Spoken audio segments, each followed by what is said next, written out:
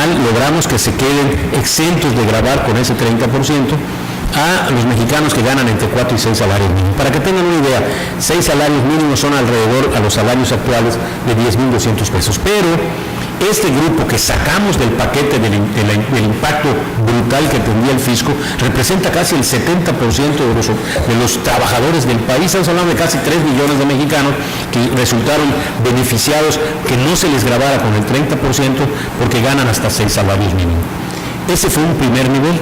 Después nos metimos a discutir algo que nos interesaba mucho en Cámara de Senadores, que nos sentamos después a conversar con nuestros compañeros de Cámara de Diputados, que era si transitaba o no un tema como el de gravar con un 3% en la Ley de Derechos al Internet.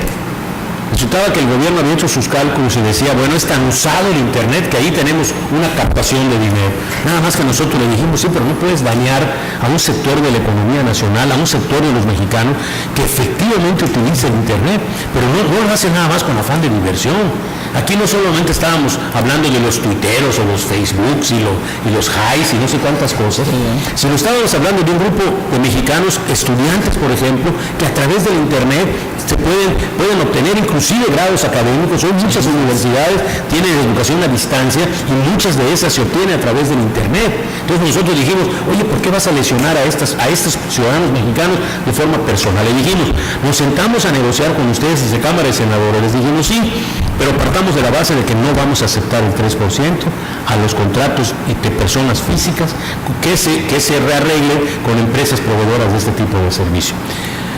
Y nos dicen, bueno, pero ¿qué hacemos con los doble plays y los triple plays o los combos, o no sé cómo se han llamado ahora, que es televisión, teléfono e internet? Nosotros le dijimos, bueno, no vamos a entrar en detalle de cuánto realmente de ese triple play es internet, pero hagamos una cosa más justa. No grabemos con el 3% aquella prestación específica de servicios de internet. Ese no le grabes el 3%. Cobra lo que tengas que cobrar, pero no le incrementes un 3%. Segundo, en el caso de los triple play, vamos a coincidir en que no, a lo mejor nosotros decimos que es el 50% del servicio, ustedes dicen que es menos, bueno, es un tercio. Entonces digamos que el 30% de un contrato de prestación de triple play quede exento del 3%. Dejamos lo que fuera telefonía y televisión, pero quedó eliminado la posibilidad de cobrar ese 3% en manera directa, cuando es puro internet, a las personas físicas, y lo aclaro, a las personas físicas, porque es el que queríamos proteger al ciudadano mexicano que de veras usa esto no como un negocio, sino como una herramienta. Eliminamos ese 3% ahí y dijimos el 30% del precio de un triple play queda fuera y ese no le vas a cobrar el 3%. Después nos fuimos avanzando y dijimos, bueno, vámonos a un tema que le preocupaba al sector empresarial del país, la famosa consolidación. ¿Qué quiere decir consolidación? Quiere decir que hay un grupo de empresas que, según nos enteramos, porque se le dio amplia difusión, alrededor de un poquito más de 400 empresas del país hacen consolidación, lo que se denomina las holding o tantas palabras que se ha pretendido dar. Y vino toda una guerra entre el gobierno federal, que nosotros nos sorprendimos de escuchar cosas que sabía el gobierno y que lo ha permitido durante muchos años. No pierdan de vista que lo de la consolidación se inicia realmente antes, pero se consolida, para hablar en términos de consolidación, se consolida durante el gobierno de Fox. Claro. Y en ese momento los empresarios, que muchos de ellos se cotizan en bolsa, tiene una serie de implicaciones delicadas, les pretendían aplicar retroactivamente que empezaran a pagar una serie de impuestos, que se eliminara la consolidación y pagaran como si no estuvieran consolidados.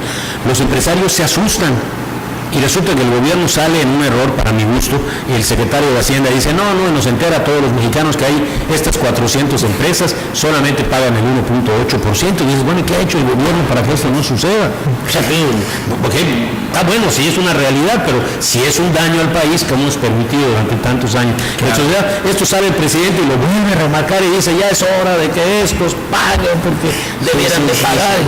Y se genera un pleito espantoso entre un sector muy importante del país, como es el sector empresarial, y el gobierno. Llega con nosotros con una realidad. No perdamos de vista, cuando el Ejecutivo manda la propuesta a Cámara de Diputados originalmente, se hablaba de un 60% en el primer año, 2020, es decir, llegar al 100% de retroactividad, pero arrancando en un 60%.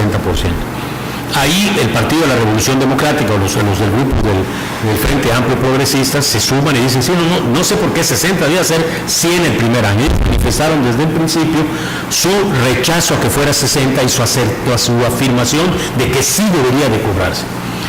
En Cámara de Diputados, los señores diputados del PRI y los demás partidos logran un consenso y quedan en 40%, así llega a la Cámara de Senadores. Nosotros en Cámara de Senadores dijimos, esto es retroactivo y evidentemente va a traer un costo constitucional. Lamentablemente aún nuestra ley de amparo, a través de Verga OMS y tantos principios que rigen la ley de amparo, quiere decir que si a mí me afecta, yo pido un amparo, pero solo me beneficia a mí.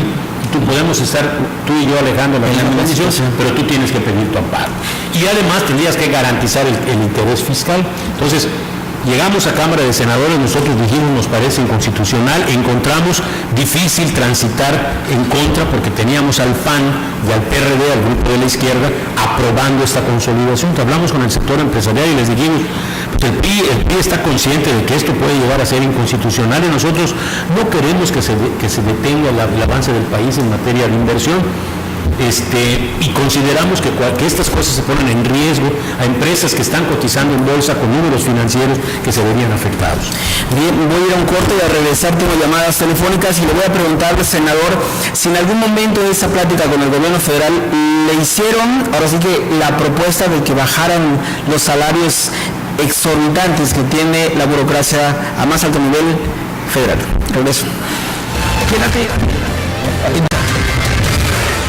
Bien, estamos de vuelta. Muchísimas gracias por sintonizarnos. Hay dos llamadas que tengo pendientes. Don Pablo Crespo de Fraccionamiento Montejo dice, yo quisiera preguntar al senador, ¿por qué se salieron los senadores del PRI al momento de aprobarse la ley de ingresos?